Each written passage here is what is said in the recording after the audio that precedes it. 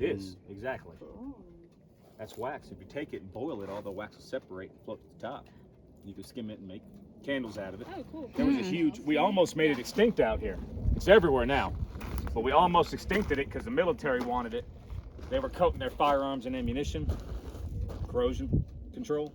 And you had to boil a whole freaking bunch of this for it to be Wasn't that in effective. the 40s? That was. Yeah, that's what I thought. Cool thing about this plant, no one has ever grown this. No human has ever grown it and it's produced wax. It won't. Huh? As soon as a human touches it, it will not produce wax.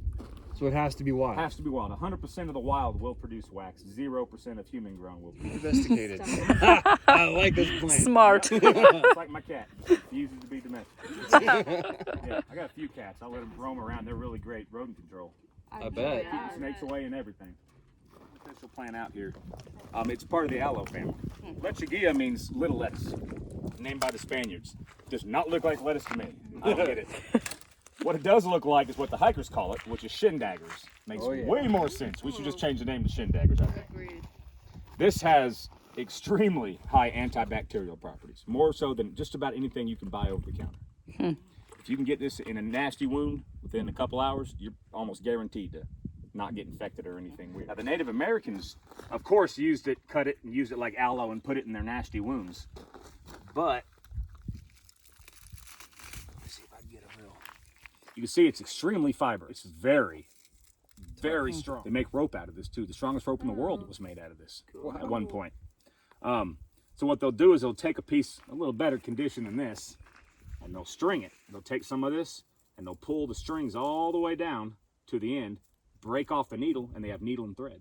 Whoa. So you have a one-stop medical shop. Huh. And they did not take kindly to people touching their lechuguilla. There was a lot of battles that took place out here because the Native Americans would plant this all over. This is like a sacred plant. Really beneficial. They hold a butt ton of water. Take them, you can skin them, and then underneath the skin there's like a white netting underneath. You take that off too and you're left with like a really hard gelatin, and you can just scarf it like that or throw it on a grill. This is where you would get your water from.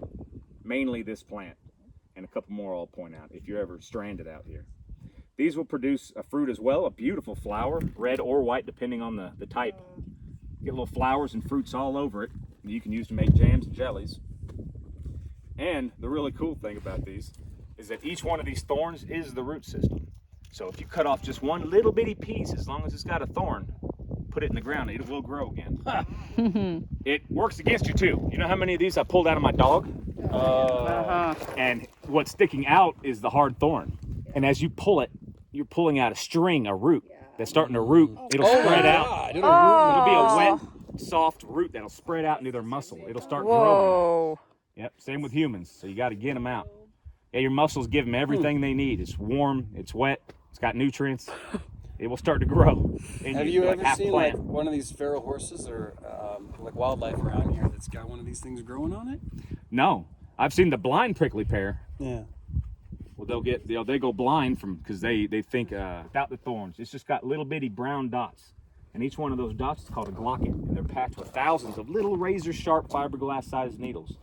Now, those little needles don't mess with the cattle's lips, gums, face. They can get right in there and mess it up.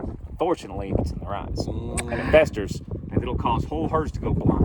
Oh. Yeah, so when farmers see prickly pear or blind prickly pear, they usually burn their whole field because bulldozing it is a big no-no because you just spread it everywhere. Oh. If each of these thorns, these thistles can create a whole new fruit, a whole new cactus. So what they do, they get when they start getting big, a section will die off. It's actually self-regenerating. It dies off and hits the ground like that. It does that two spread. From that, it'll form a whole nother plant.